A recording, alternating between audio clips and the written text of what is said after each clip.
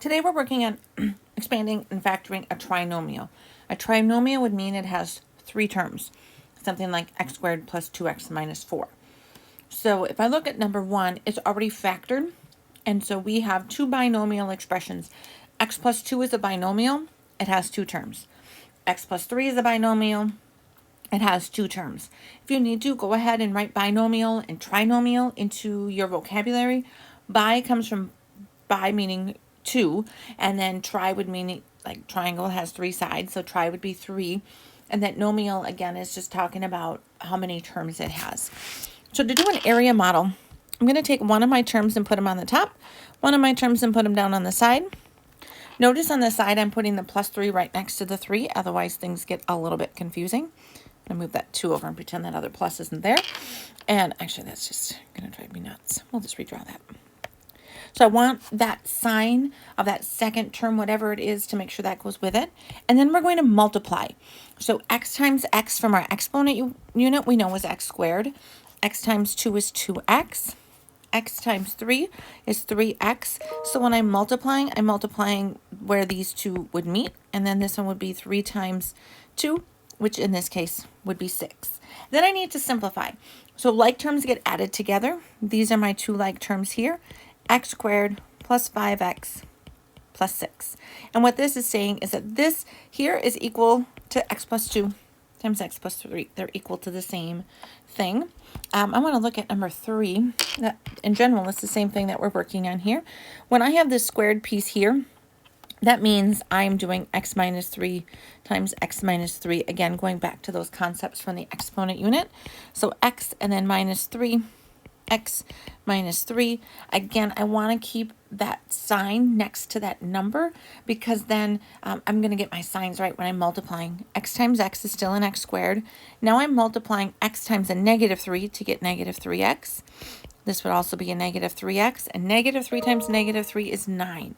So being very conscientious of how you're multiplying with the positives and the negatives. X squared minus 6x plus 9. You have a couple more to try, nothing, kind of the same concept. So these now we have just a slightly different piece. So it says draw your own models for the following. They are more difficult, and see if you can figure it out. So I'm going to give you just a minute to look at it. Feel free to try. And then I'm going to go ahead and work this one out. So I'm going to do b squared minus b plus 1. And then going the other direction, b minus 2. Now I'm just going to go ahead and multiply each of those terms. So b squared times b is b to the third. B times a negative b is negative b squared. B times 1 is just a 1b. Negative 2 times b squared. Negative 2 times negative b. And negative 2 times 1. Should be a negative 2. And then we're going to combine like terms. The cool part is how they're set up. They tend to be on the diagonal. We usually go from highest power to lowest power. That's our standard form. It keeps things kind of a little bit more organized.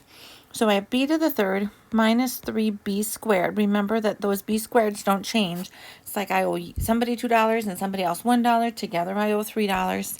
And then plus 3b minus 2. So you've got a couple more to try. Check with the answer keys when you're done. Now, the next part, so go through, and if you haven't, go through and do all the multiplication first so then your brain can switch. We're going to be looking at factoring, and factoring means I want to get into this kind of a term here. So I want to be able to get back up into those.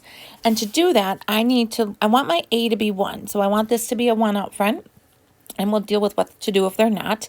And I need to multiply. So I need to come up with two numbers that multiplies to negative 18 and adds to negative 7.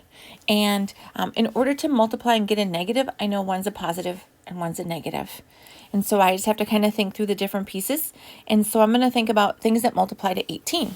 So I could have 1 and 18. And again, we'll have to get one of those to be negative. 2 and 9, 3 and 6.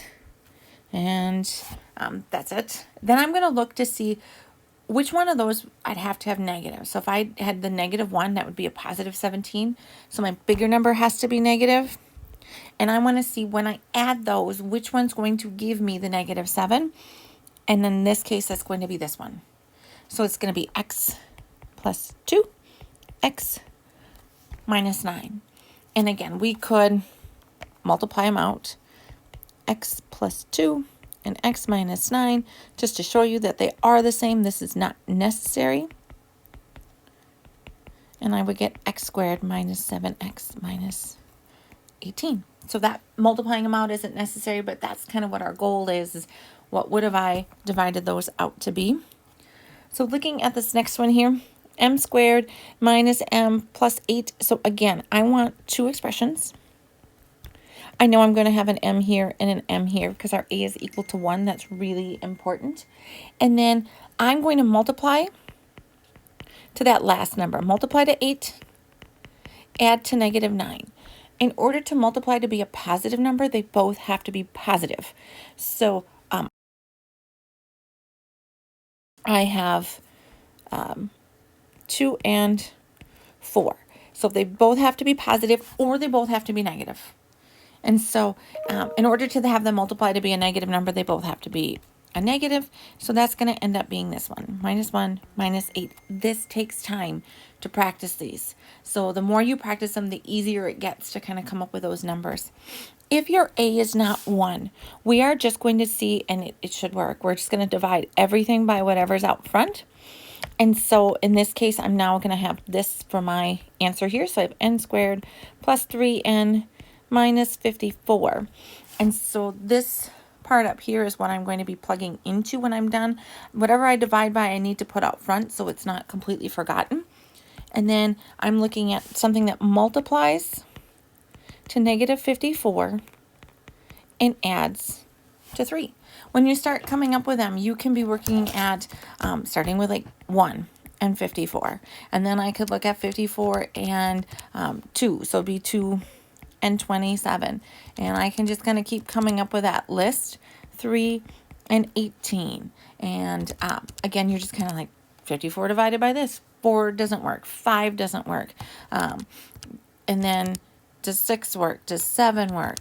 And as you're kind of working through, you'll end up kind of coming up with that list, and you get better at and faster with it. Once they get to be the same number in the middle or pretty close, then I know that I'm done. I need a negative, so that means one's a positive, one's a negative. And then my smaller number has to be a negative, and I can tell that because somehow it has to add to be a positive 3, so that means I need more positive numbers.